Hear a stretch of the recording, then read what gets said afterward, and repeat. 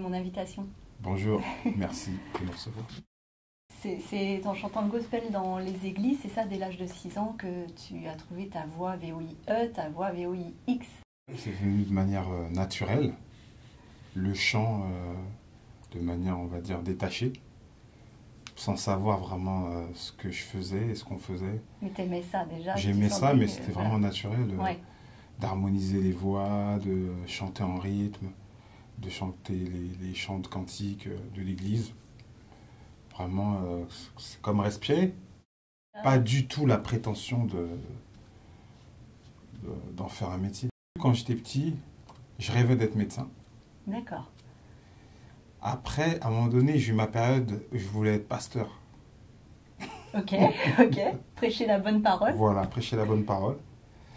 Et je suis chanteur, musicien, et ça va un peu dans la lignée des deux métiers précédemment cités, dans le sens Ouais, où on transmet et on fait du bien C'est aux exactement gens. ça, c'est ça. Voilà. Et alors plus tard, à l'adolescence ou début de l'âge adulte, tu formes un groupe avec un de tes frères, je crois, et quelques amis. Voilà. Et on forme un groupe de polyphonie vocale. Et on était fans à l'époque du premier album de Texix, qui est un groupe vocal, on va dire gospel, mais très orienté jazz. Et on était fascinés par leur harmonie, tout ça, etc. On faisait pas mal de reprises d'un groupe qui s'appelait A Cappella aussi. D'accord. Et c'est à partir de là qu'on a appris à harmoniser, à comprendre un peu le sens du cycle, l'harmonie. J'avais des grands cousins un peu plus âgés qui m'avaient déjà initié à la musique de Prince, de Michael, du funk, de James et tout ça. Et ils arrivaient avec leur vinyle et nous on écoutait, donc on était vraiment fascinés par toute la musique soul et funk. Il n'y avait pas de finalité dans ça. C'était on se nourrissait de la culture afro-américaine par passion. Mais après, vous avez quand même réussi à faire quelques plateaux télé, puis vous vous êtes fait connaître, vous avez fait une tournée en Europe, et même, j'allais dire, un stade en Suisse. Dis-moi si je me trompe, devant 40 000 personnes en première partie de Michael Jackson. Oui, je dis ça, je dis rien. Petit à petit, c'est vrai que ça a pris de l'ampleur et on s'est inscrit par le biais de la mairie de Colombes. Ça vous a donné des ailes. Voilà, exactement. Exactement.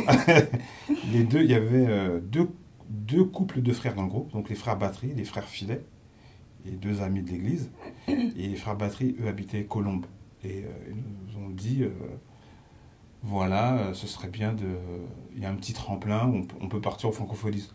On s'est inscrit, on a été qualifié pour faire les Francopholies. Et au Francopholies, on a gagné le prix de la Révélation. Ça, vous y attendiez pas? C'était vraiment inattendu. Ouais. Moi, à l'époque, j'étudiais l'histoire à la fac. C'est à ce moment-là qu'on a envisagé d'en faire notre métier. Ouais. Mais bien avant, c'était vraiment que du moment présent et du détachement. Ça donnait quoi ce que vous chantiez sur scène juste avant Michael Jackson, juste pour fredonner comme ça, tu te souviens ou pas? Notre titre phare, c'était un titre qui s'appelait Well, I Feel Good. Well, I feel good. Good, good, well I feel good, oh yes my Lord, because there's something by the Spirit of Jesus makes me feel good, good, good, good. Ouh, merci. Voilà, harmonisé à 6 voix. Ah ouais. Plus des compositions, c'était un mélange de compositions, on va dire que j'ai énormément appris avec ce groupe, on a énormément tourné, c'était vraiment très enrichissant. Et fin des années 90, là, tu prends un nouveau départ, carrière solo, tu apprends le piano. Oui, et le tournant de ma carrière solo, c'était, le groupe Soutenez s'est arrêté, et pendant 2 ans, j'ai bossé sur Canal+, avec un groupe de reprise funk soul, et ça, là, on va dire que ça m'a... C'était le déclic. Ouais, ça a été un déclic, puisque chanter en groupe, c'est un fait, mais être seul, défendre une chanson en solo, c'est différent. Et donc c'est ça qui m'a permis de franchir un peu le pas vouloir aussi faire ma musique. Je passe les collaborations avec Maria Carré, Obispo, Céline Dion, Patrick Bruel, Patricia Cass, Christophe Maé, Johnny Hallyday. Ta première rencontre avec Johnny, c'était... Avec Johnny, il faisait une télé pour la promo de Rester Vivant Tour. Et moi, j'étais en studio pour un projet que je réalisais et je reçois un coup de fil du manager, Sébastien Ferrand, qui me dit ce serait bien que vous veniez, toi et ton frère, faut que je présente Johnny. Et là, je suis là, je me dis non, faut pas rater le coche. Le patron, quoi. Faut pas rater le coche. J'appelle mon frère, je dis viens, on y va. Viens, on s'habille bien, on sait jamais. Donc, on y va, il nous présente, gros charisme et tout, très impressionnant. C'est quelqu'un qui parlait pas beaucoup. Ouais. Et c'était pour une émission de Canal+. Il y avait voilà, toute l'équipe et tout. Et ils nous disent, ça vous dirait de faire les chœurs là, dans 3 quarts d'heure, 1 heure? Et on connaissait pas le morceau. Bah, ça, à un moment donné, il faut saisir sa chance. Alors revenons à ta carrière à toi, donc 3 albums. Et alors moi, c'est les titres aussi qui m'ont interpellée.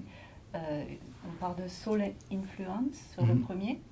Après, il y a The Lost Album. Après, il y a Now. Et puis, il y a un EP aussi que tu avais sorti qui s'appelle... Alors, j'ai pas un bon accent, tu peux le dire?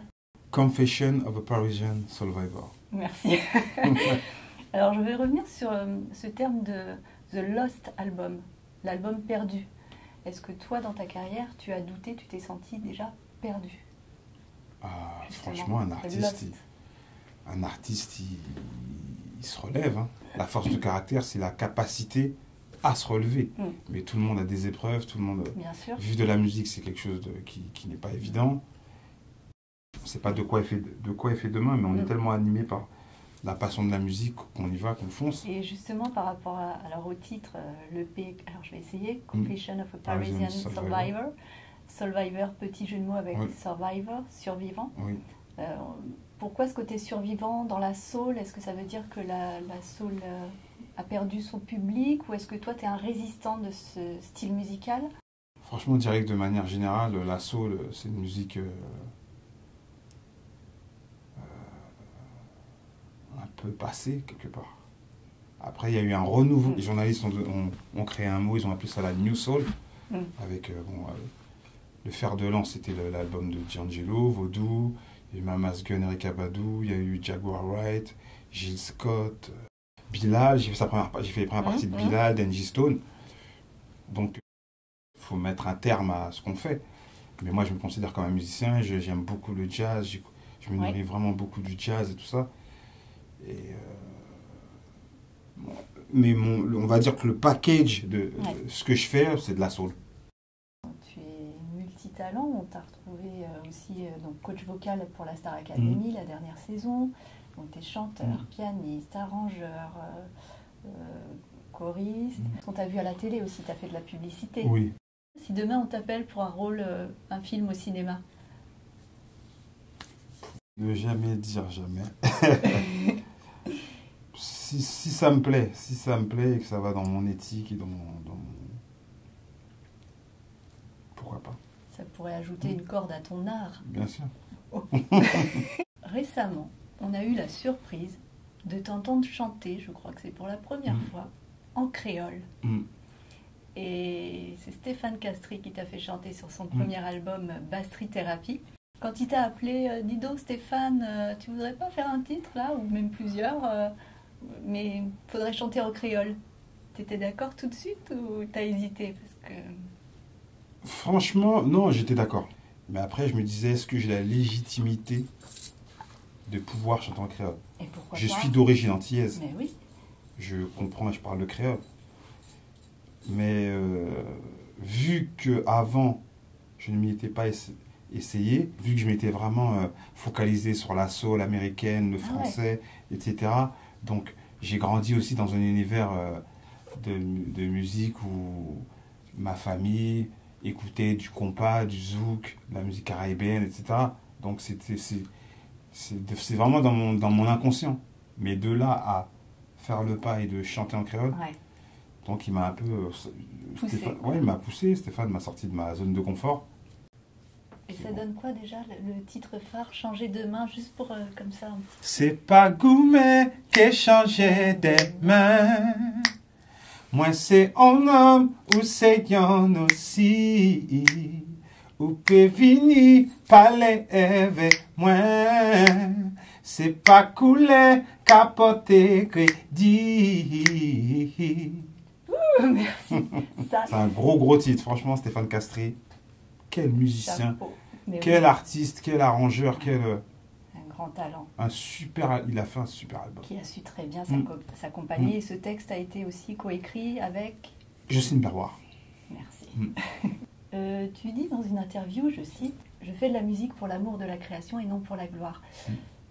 Est-ce que quand on a cette honorable philosophie, on parvient à vivre de ce métier? Il faut bien dissocier deux choses.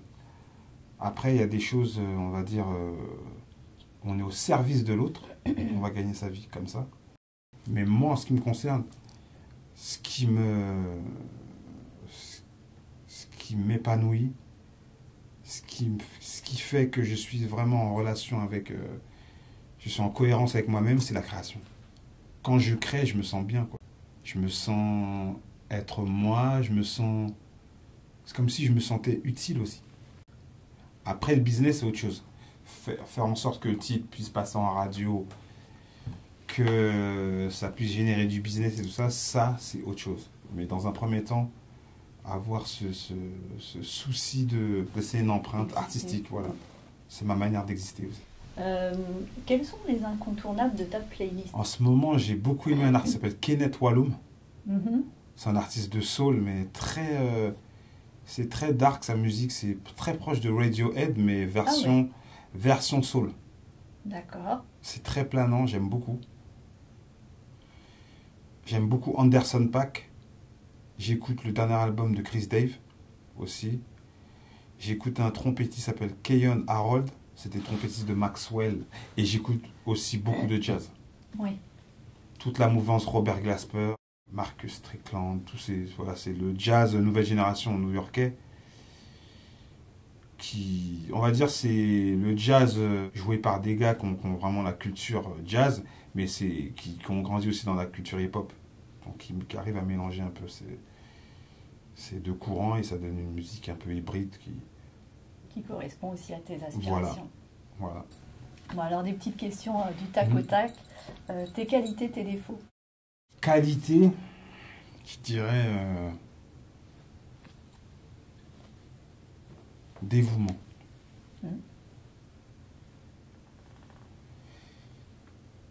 Défaut, des fois je peux être un peu trop dans ma bulle.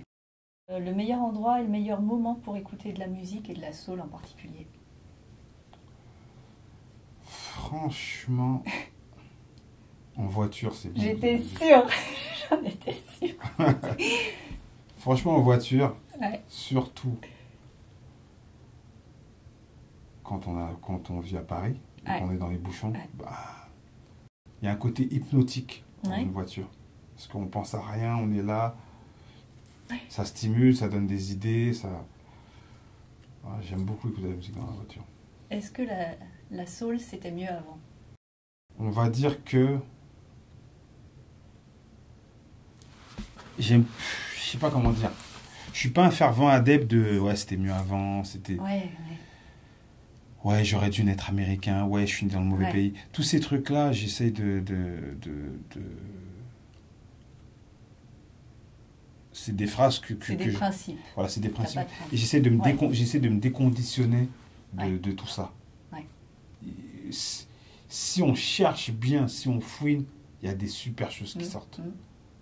Tous les albums que j'ai cités, les influences, il y a des super trucs. Franchement, il se passe des choses. Et après, le truc, c'est savoir si ces choses sont médiatisées ou pas. Mais il s'en passe des choses. Après, on est dans une génération aussi de comment dirais-je, de bedroom, ils appellent ça bedroom producer. C'est vraiment les gars qui font leur musique chez eux. Ouais. Voilà, c'est des beatmakers, des arrangeurs, des réalisateurs. Ils font leur musique chez eux et après, ils livrent ça. Alors qu'avant, c'était différent. Après, bon, le précurseur, c'est des gars comme Prince ou Shuggy Otis qui faisaient tout seul. Et du coup, avant, c'était plus une musique des groupes jouaient dans la même pièce à jouer, tout ça, etc. plus organique et tout ça. Là, on est dans un truc différent, lié aux machines, lié Et oui, C'est différent, mais c'est tout aussi bien. tu dis que la musique qui représente le mieux les States, les États-Unis, Mm. ce serait la soul. Mm. Quelle musique représente le mieux la France pour toi? Pour moi, la soul, elle est partout aux États-Unis. Ouais. Le blues est partout. Côte Est, côte Ouest, partout? Partout. Que ce soit même dans des groupes de country comme Tedeschi Trucks Band, des groupes comme ça, ou dans le R&B. Voilà, c'est leur culture. On va dire que c'est leur ADN et c'est leur musique traditionnelle. Ouais. J'ai trouvé le terme, c'est leur folklore. D'accord. Le folklore de la musique américaine, c'est ça. C'est le blues, c'est la soul. Donc qu'on vienne du fin fond du Texas à faire de la country, ou dans le Texas, il y a beaucoup de gens qui viennent du gospel aussi, ou du jazz, ou qu'on fasse du gospel. Il y a un ciment qui relie toutes ces musiques. Et alors la musique en France, du coup, qui représenterait le mieux la France? La culture forte de la chanson française, ce sont les mots. C'est l'héritage, et il y a un héritage extraordinaire. Quand on voit les Nougaro, les Gainsbourg, les Ferret, tout ça, il y a des choses magnifiques qui ont été faites. Et tu prouves que la soul peut sonner en français. Bien sûr. Quand j'ai accompagné des artistes comme Véronique Sanson, Mm. Jonas, Mm. Johnny Hallyday, Ouais. ils mettent une émotion. Ouais, ouais. Johnny, il faisait sonner En plus, souvent sur des covers de chansons Noir c'est Noir, etc. C'est des covers de chansons Motown ou américaines. Ils arrivaient à faire sonner le français, et je me dis, Ouais. ils mettent l'intensité en français, on peut le faire aussi. Ah ouais, c'est faisable. Véronique Sanson, pareil. Et en étant, on va dire, acteur de leur show, on se rend Ouais. compte que, oh là là, mais C'est possible. c'est possible. Alors Stéphane, on te retrouve aussi en ce moment sur la tournée What's Going On. Tu peux nous en dire plus? 19 musiciens sur scène, Ah ouais. créés par Loïc Pontu et Vincent Bidal, qui ont eu envie de reproduire un peu l'esprit Motown, Waouh. influencé par les Funk Brothers, qui étaient les musiciens maison du label Motown. Et donc on reprend pas que du Motown, on reprend aussi des chansons de Stax, D'accord. de Philly Sound, etc.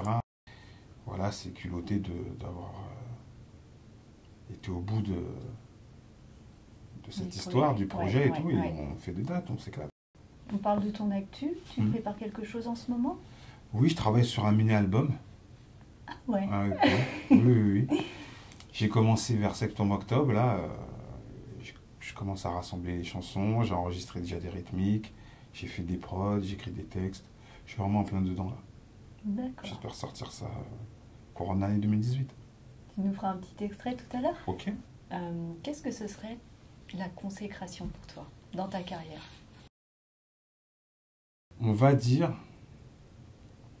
j'ai toujours rêvé de faire le festival de Montreux Jazz Festival. Me retrouver à faire mes chansons au Montreux Jazz Festival avec une équipe, tout ça, ça j'avoue, j'aimerais bien. Alors, avis aux équipes, Montreux Jazz Festival.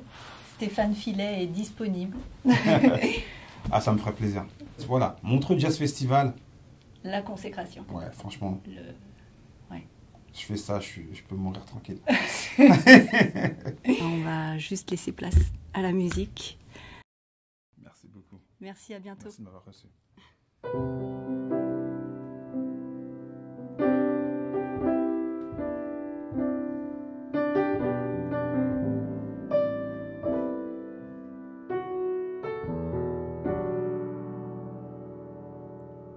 Cacher mes faiblesses, masquer toute ma détresse.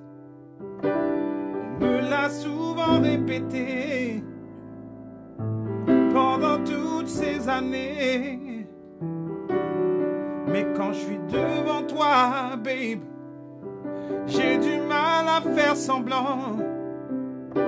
Sur mon visage souriant, je cache une amertume sans nom. Toutes les fois où j'ai voulu me dévoiler, quand vient le moment, ton silence me condamne.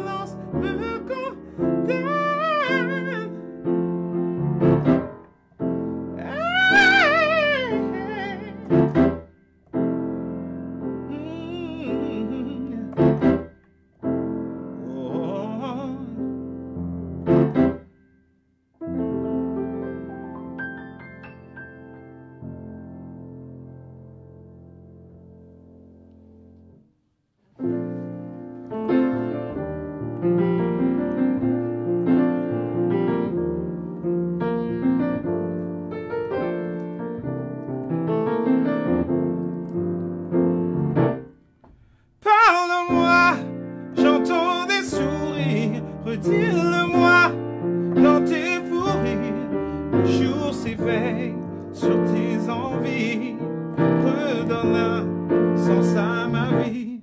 Je t'ai regardé, j'ai vu que ça n'allait pas. Approche-toi,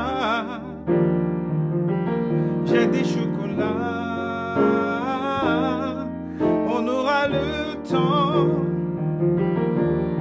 de visiter les plus beaux contes de fées. Je t'aime tant, parle-moi, j'entends des sourires, retire-le-moi dans tes fous rires. Le jour s'éveille sur tes envies, redonne un sens à ma vie. Parle-moi, j'entends des sourires, redis-le-moi dans tes fous rires. Le jour s'éveille sur tes envies, redonne un sens à ma vie.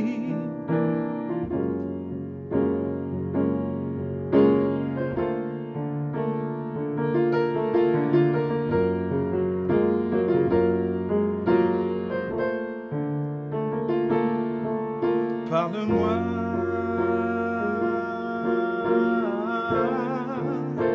je suis là pour toi.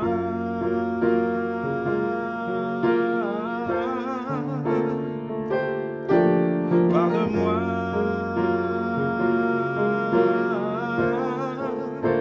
je suis là pour toi.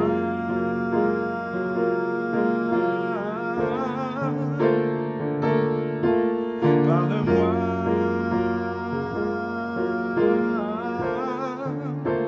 je suis là pour toi.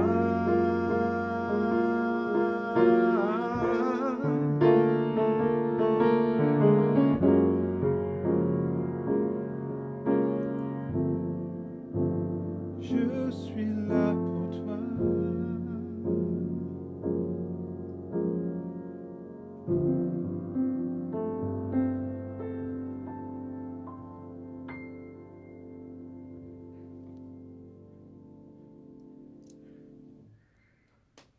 Merci, merci, merci. Merci.